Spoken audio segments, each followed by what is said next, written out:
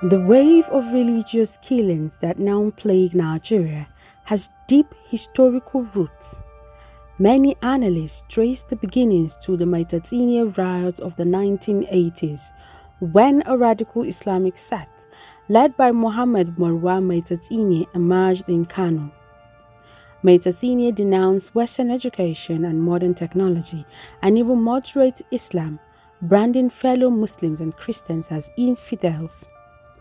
Between 1980 and 1985, his followers launched violent uprisings across northern cities: Kano in 1980, Boluntuku in Borno in 1982, Jimeta Yola in 1984 and Gombe in 1985, killing over 10,000 people, many of them Christians and moderate Muslims. Although Maitatsine was killed in 1980, his ideology of militant religious purification survived, a precursor to late jihadist movements such as Boko Haram. By the early 2000s, the social and economic ideological tension that had brewed since the Maitatsine era resurfaced in a deadlier form through Boko Haram, funded by Muhammad Yusuf in 2002. The group's full Arabic name roughly translates to "people committed to the propagation of the prophetic teaching and jihad." It rejected secular government and Western-style education, echoing Maitatsine's doctrine. After Yusuf's death in 2009, Boko Haram turned to mass insurgency. The group began bombing churches, schools, and markets, specifically targeting Christian communities in Borno, Yobe, and Adamawa states. By 2014, they had abducted the Chibok schoolgirls, most of them Christians, sparking global outrage under the hashtag "Bring Back Our Girls." Parallel to this, a different but equally devastating front opened: the Fulani herder-farmer conflict, originally a dispute over land, water, and grazing routes. It increasingly took on a religious and ethnic tone, with attacks on Christian farming communities in Plateau, Benue, Kaduna, and Nasarawa states. Many observers argue that these conflicts now claim more lives than Boko Haram itself. We give you key incidents and the human toll.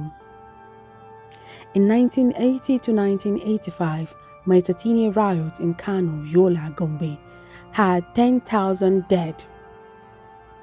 In 2014, Chibok, Borno, 276 girls were abducted, mostly Christians, by Boko Haram.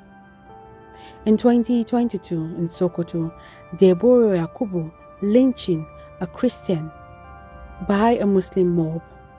In 2022, Southern Kaduna raids, dozen killed armed herders. In 2025, Benue and Plateau coordinated attacks, killing 80 to 100 suspected herders were killed by Islamic militants. According to Open Doors and Genocide Watch, over 62,000 Christians have been killed since 2000, mostly in northern and middle belt regions. Data from Amnesty International, Reuters, and ORFA 2023 confirms that Christian civilians make up the majority of victims in communal attacks, with thousands of villages destroyed and churches burned. Why this feels like genocide?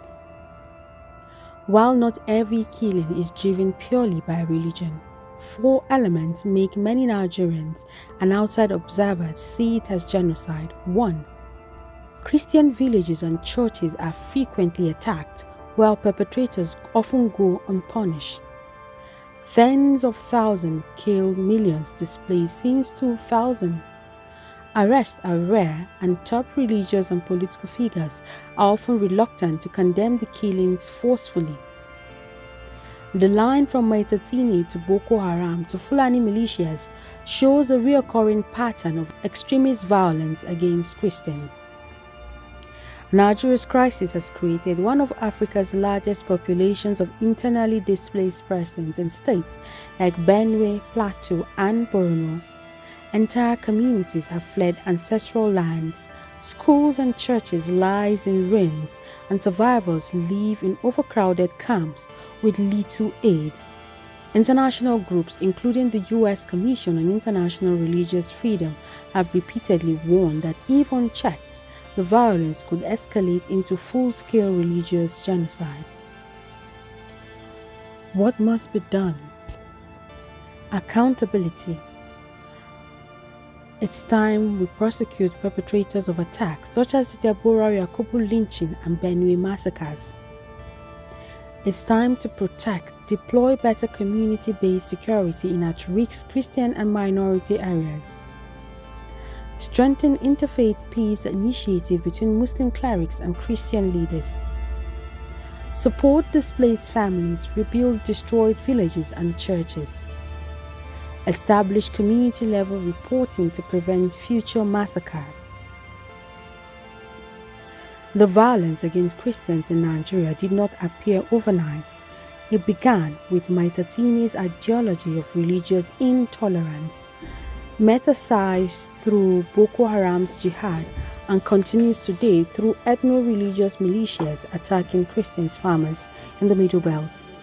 From Kano in 1980 to Benue in 2025, the bloodshed has claimed tens of thousands of Christians' lives and left an open wound on the conscience of a nation.